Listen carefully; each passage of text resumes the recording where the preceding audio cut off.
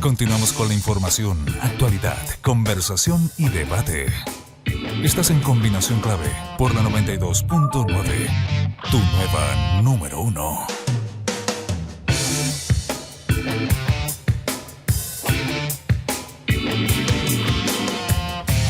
Estamos sacando la selfie. Rodrigo Chicobar está ¿Tuviste, no? Yo soy tan mala para sacar esa selfie. Yo tengo un problema que tirito ¿Con mucho. qué dedo aprieto? Así como que lo tomo y no sé, no puedo. Tengo un problema que se llama tremor esencial. ¿Estamos al aire? Sí. No tengo ningún, No podía tengo ningún problema. No, soy un hombre Tengo un sano. problema que se llama brazo. Tengo súper mal pulso y fui al doctor y me dijo que tengo tremor esencial. Es brutal. Nadie lo puede ver, pero ustedes lo pueden ver. Pero ¿y eso qué significa? El streaming. Pero es algo... Aparentemente nada. Espero. Solamente que Yo pensé y dije, tengo doctor, mal pulso. miren, en realidad creo que tengo Parkinson. Me dijo, no tenía Tan nada. fatalista. No, si no les voy a contar, soy medio hipocondriaco, pero Medio. no voy a entrar en detalle ahora. A mí me pasa en ciertos momentos que también me pongo, pero en general no. No, yo tengo problema que tengo brazos muy cortos, entonces es imposible. Salgo solo yo en la selfie. El momento de las confesiones, chiquillos, algo más que quieren decir de sí mismo. Yo no sé si tengo el brazo corto, estoy muy guatón. Tampoco me está dando ya la mano así como... ¿Sabéis que yo de lejos no puedo coordinar bien las manos? Es horrible decir esto, pero porque como que agarro el teléfono y no encuentro ni un dedo que pueda apretar el botón para la foto. Entonces no la puedo sacar. Posamos, pero no la saco. Estamos hablando de la selfie, porque estábamos haciendo ese ejercicio de una selfie del grupo. Son las 10:39, sigues en Combinación Clave. Partamos con Benjamín Sáez. ¿Cómo han mirado ustedes desde la Fundación Sol? Un tema que han seguido de cerca Benjamín y todos los demás nos sumamos, digamos, a la conversación, que es los ripios que ha tenido la reforma laboral. Sí, al principio un poco como el día de la marmota. Esto como que siempre vuelven estas indicaciones. Todos los días era el mismo día, sí. Claro. Porque, bueno, ahora con la indicación de las adecuaciones necesarias, básicamente lo que dice estamos hablando de las indicaciones que está incluyendo el Ejecutivo, sí. ¿Verdad? Hoy se vota estas indicaciones, se supone que hay un acuerdo, se habría llegado a un acuerdo dentro de la nueva mayoría, ¿verdad? Fundamentalmente el desacuerdo estaba en relación a algunos honorables de la ADC, ¿verdad? Que planteaban que se requería moderar un poco más el proyecto. La verdad es que lo que terminó saliendo en las indicaciones, el acuerdo al que se llegó es mantener fuera el reemplazo, pero con una figura que permite una especie de reemplazo encubierto. Perdona, Benjamín, qué bueno que entras a eso porque mirando la información, conversando, haciendo entrevistas respecto al tema, yo ahí me perdí. Hay como una nebulosa, porque hay versiones de algunos especialistas, qué sé yo, algunos abogados laboralistas, gente que ha estado en tribunales, que dicen, no, como queda y con estas indicaciones no va a ser posible un reemplazo en huelga. Hay otros que dicen, como quedó y con estas indicaciones sí va a permitirse reemplazo. Entonces yo digo, pero ¿cómo que quedó de una redacción tal que hay interpretaciones totalmente contrarias? Sí, bueno, desde el principio la reforma ha sido un poco eso, ha tenido muchas letras chicas, cosas que en un lado se permiten y en otro no, después se vuelve ha tenido muchas indicaciones además. Pero hay organismos independientes que están diciendo que no va a permitir el reemplazo, porque yo lo que en general he escuchado a los académicos es que sí lo va a permitir. Es que, mira, en términos así como del titular, claro, no va a ser, no dice que permita el reemplazo de la ley, pero sí con las adecuaciones necesarias. Las adecuaciones necesarias lo que dicen es que si hay un grupo de trabajadores dentro de una empresa que no adhieren a la huelga, el empleador puede tomar las medidas correspondientes para que ellos puedan desempeñar las funciones que están dentro de su contrato en la empresa.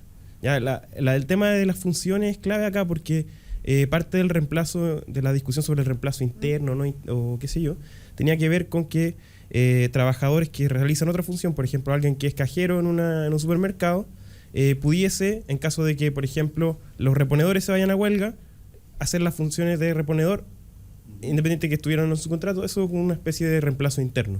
Ahora, lo que dice esta ley es que si, por ejemplo, los reponedores del supermercado se van a huelga, el empleador puede tomar las disposiciones necesarias para que las cajeras puedan seguir funcionando, por ejemplo, pero no va a poder... Exacto. Ya.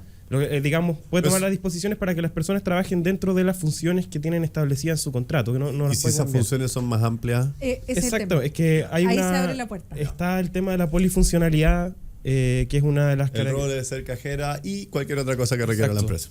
Exacto. Por ejemplo. Entonces La finalmente... rabia es que como que nos tratamos de engañar.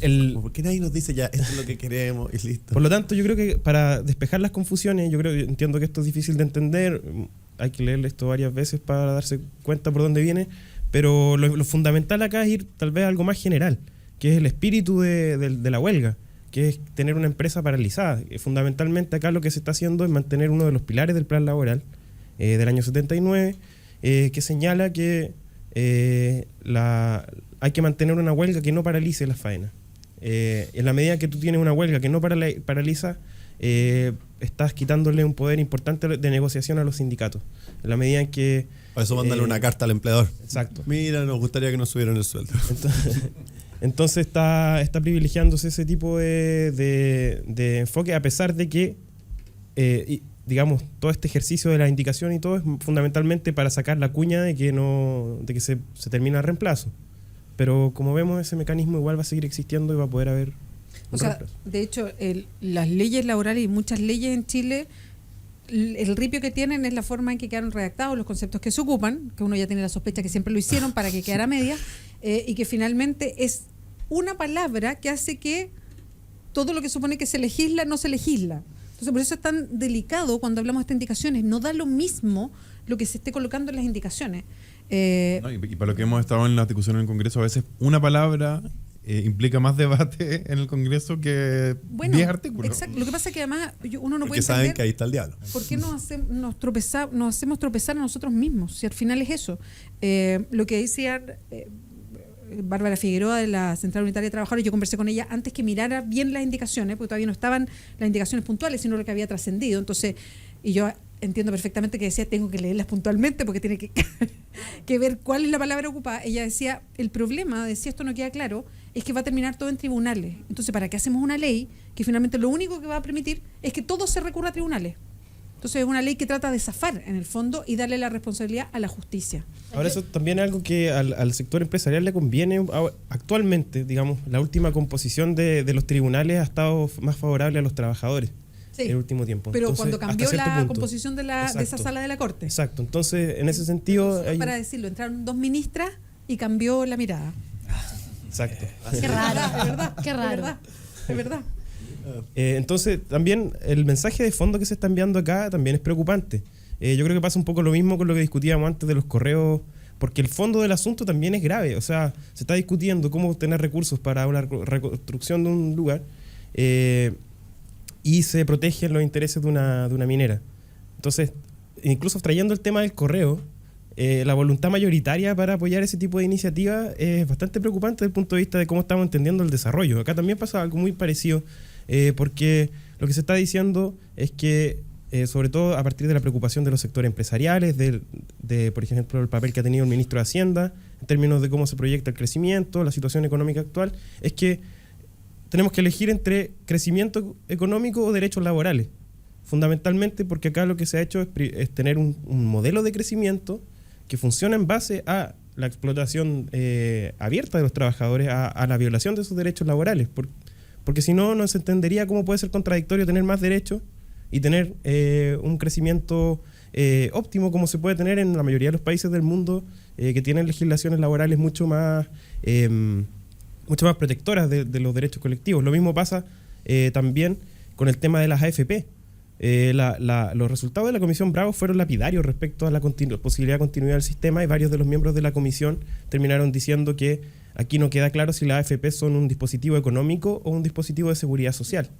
Por lo tanto, se descartó de plano la posibilidad de hacer cambios, no tanto porque los resultados fuesen positivos de los distintos estudios que se hicieron alrededor de la comisión, que son bastante malos los resultados, sino que a partir de que se considera que es un costo que vamos a tener que asumir todos nosotros con nuestra pensión para que la rueda de la economía siga funcionando. Entonces aquí uno se pregunta, como que se están, decían que este año del mono de fuego, se sacan las caretas, teóricamente, no sé, eso dice el horóscopo. Vemos también ahí seguir revisando el anillo de Vigi, vemos que no se pueden hacer reformas al trabajo y mantener el crecimiento de la economía, ¿verdad? Vemos que no se puede tocar el sistema de pensiones en ninguna circunstancia. Entonces, para nosotros esto que pasa con la reforma laboral también está dentro de una serie de cuestiones que nos dejan un diagnóstico negativo respecto a cómo se está pensando el desarrollo para los próximos 20 años, 30 años. Oye, ¿y qué pasa Sebastián Huerta. con empresas como ponte tú LAN? Que LAN es casi como un monopolio, podríamos decirlo de alguna forma, y que si es que para su faena, ¿cómo queda el funcionamiento? Te lo planteo a lo mejor en otro ejemplo. Un supermercado que tiene, las cajeras se van de paro. No, se van de paro y se impide el trabajo de, a lo mejor, si son 10 cajeras, del 90 funcionarios que quieren trabajar. ¿Cómo se hace en ese tipo de casos? Como que me pasa que de repente la titularidad sindical, porque los sindicatos no es lo mismo que los trabajadores, la titularidad sindical de grupos que de repente no estoy seguro si están buscando siempre un fin en beneficio de los trabajadores, de todos los trabajadores, puede parar faenas que a lo mejor la gran mayoría de los trabajadores no lo quieren. Claro, pero lo importante acá es no hacer legislación ni tomar decisiones en función de situaciones casuísticas que son bastante hipotéticas. La verdad es que existen mecanismos para regular la participación dentro de los sindicatos también y su capacidad de acción y de huelga. Las huelgas se votan. Hay toda también un área en que los sindicatos tienen un espacio para desarrollar, y aquí va a depender mucho de la realidad del sindicato. Hay sindicatos que son más o menos democráticos en su toma de decisiones. Y eso es una realidad del mundo sindical, pero uno tiene que contar con esa realidad y en el fondo tratar de hacer una legislación que sea lo más equilibrada posible. Acá también hay que considerar que nosotros estamos partiendo desde un atraso histórico gigantesco de los sindicatos, que fueron proscritos, perseguidos, dirigentes sindicales que fueron asesinados, y una legislación que encierra a los sindicatos dentro de una empresa que permite el reemplazo en huelga hasta ahora, ¿verdad? Que lo va a permitir de forma encubierta cuando se apruebe la reforma laboral. Entonces, lo que vemos es que justamente esta legislación prometía nivelar la cancha un poco entre empresariado y trabajadores, pero como está quedando la reforma, la verdad es que eso no está pasando. Entonces, incluso con lo que está ahora, parece dudoso que pueda haber mayor fuerza incluso de los actores sindicales. No va a ser ese el efecto, pues, posiblemente. Oye, y ahí pregunto lo último para que los demás puedan ahí hacer su opinión. El ministro Valdés, yo creo que ya está claro que está en un momento muy crucial a nivel económico país. Ya no estamos como hace 10 años o estos últimos 10 años, donde el tema del cobre nos traía una utilidad muy grande para nuestro país. Entonces, ahora se está jugando mucho el tema de la economía, y Rodrigo Valdés es un economista bastante serio que ha planteado posturas a lo mejor muy contrarias a algunas visiones dentro de la nueva mayoría, porque no quiere quedar mal tampoco, imagino que tampoco quiere hacer un mal desempeño como ministro. Entonces, algunos plantean que esto puede afectar a la economía, sobre todo en un momento crucial a nivel internacional y también a nivel local, en donde no estamos bien económicamente. Entonces, es tan así, yo igual voy a tomar la visión que tienen ustedes como Fundación Sol, que sé cuál es la posición que tienen, pero ¿crees que puede causar algún tipo de daño a nivel económico?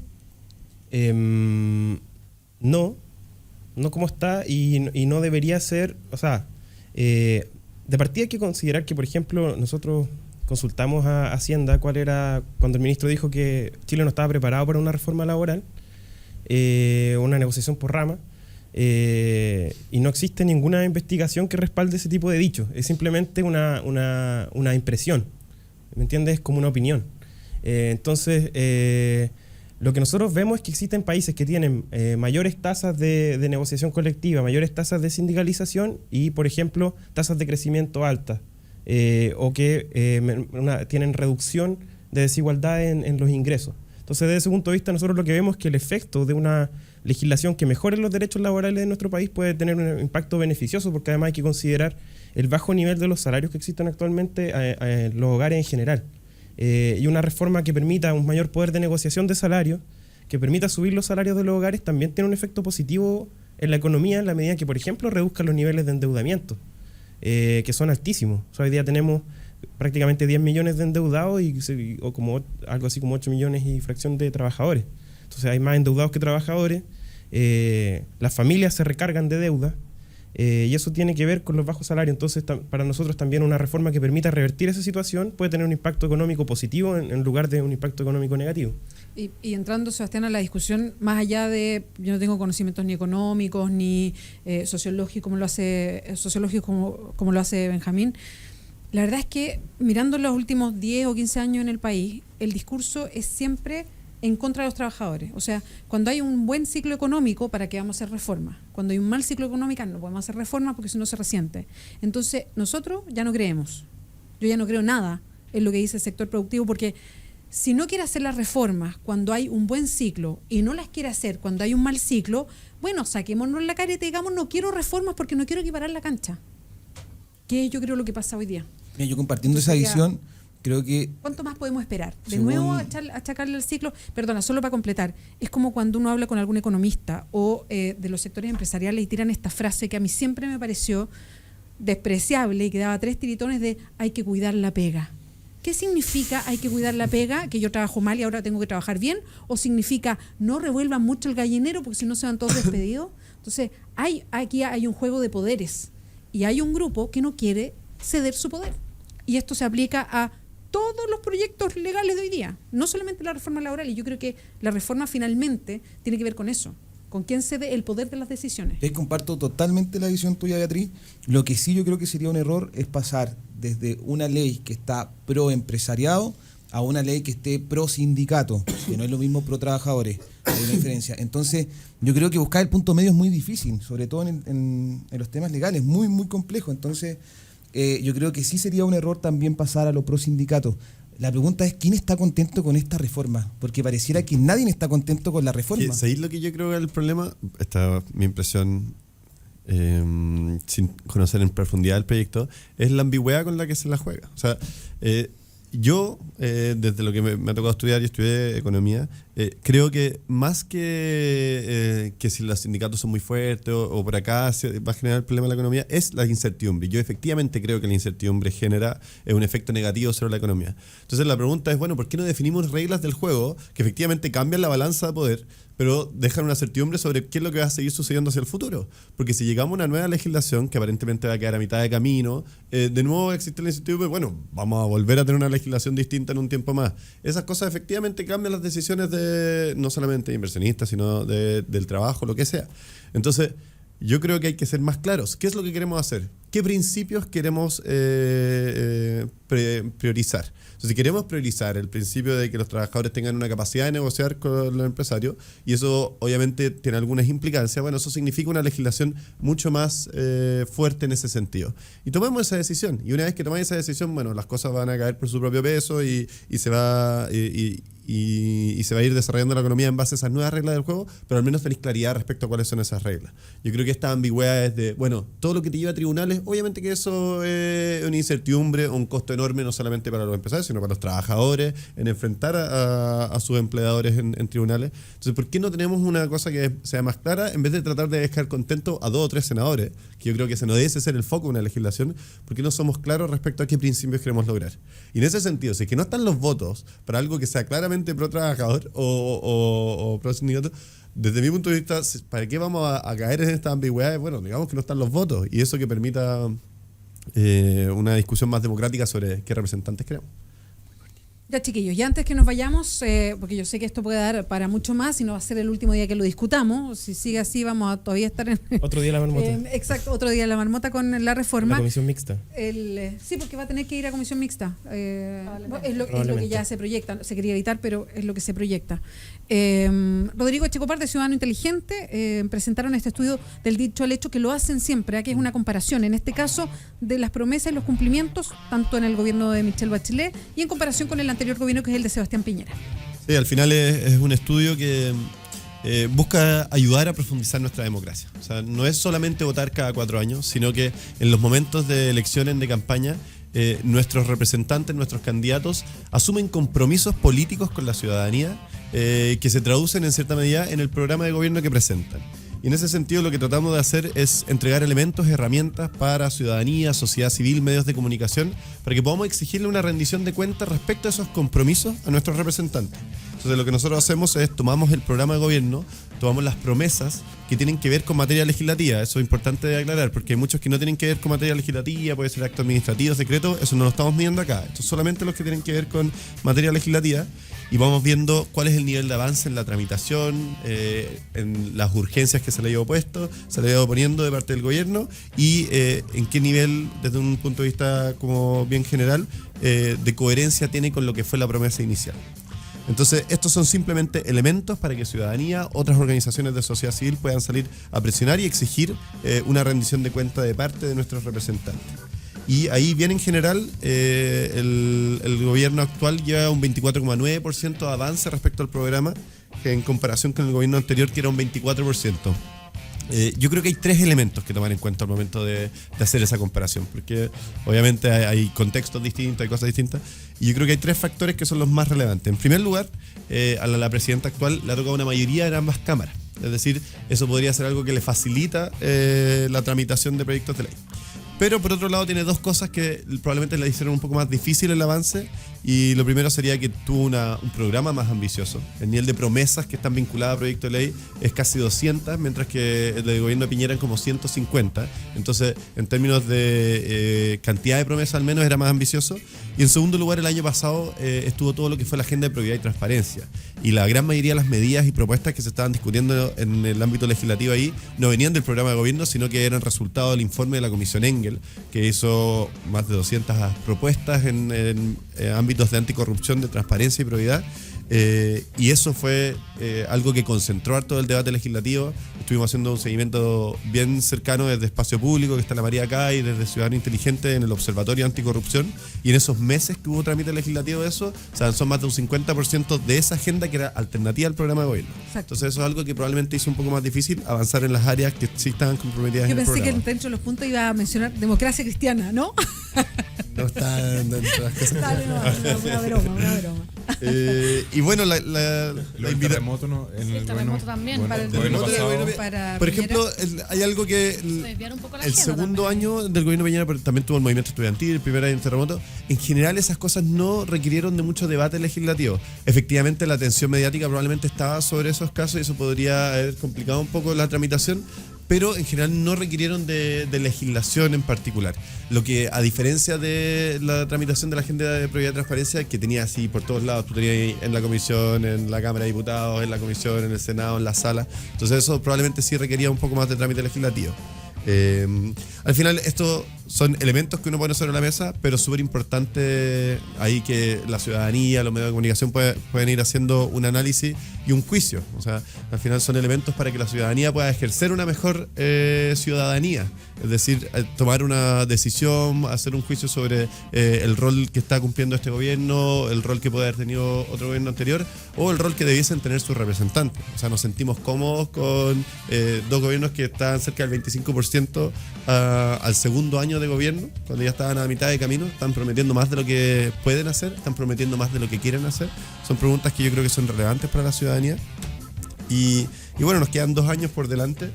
Y esperamos que esto sea una herramienta del dichoalecho.cl, que lo armamos desde Ciudadano Inteligente para que puedan ir revisando estas distintas áreas de avance y sean los que están escuchando, la ciudadanía, los medios de comunicación, que hacen uso de esta información para exigirle respuesta a nuestros representantes. Sí, es súper interesante porque en el fondo estas son las promesas que me hicieron, pero estos son los énfasis que se ponen en el Parlamento. Entonces, ¿cuánto hay de diferencia entre lo que se promete y lo que se hace, entre lo que se promete y se impulsa? Y ahí lo que uno mira es coherencia, es hablar con la verdad. Y es básicamente lo que hoy día yo creo está en discusión, que es lo que estamos mirando de las personas que regulan nuestra vida. Entonces, es súper bueno porque aquí no hay que entrar a bucear en el Congreso para tratar de buscar esto. Están Espacio Público, Ciudadano Inteligente, que están buscando hacer esto para que uno lo pueda mirar. Está la Fundación Sol con sus cifras y todos ustedes, chiquillos, que participan de distintas organizaciones que buscan esto y ponerlo en debate, poner las cifras y que cada persona haga su propia lectura. Esa es la idea. Muchas gracias por acompañarnos hoy día. Muchas gracias Queda por la pendiente el invitación. manteo a Rodrigo Echecopar. Pendiente para el año 2017. Epa. Lucho Larraín, Rodrigo Echecopar, Sebastián Huerta, María Jara Quemada, Benjamín Sáez, muchas gracias por acompañarnos, que les vaya muy bien. Gracias. Gracias. 11:02, hacemos una pausa. Esto es Combinación Clave, ya volvemos. Twitter, Facebook, WhatsApp. Es importante decir lo que piensas y aquí tu opinión es clave.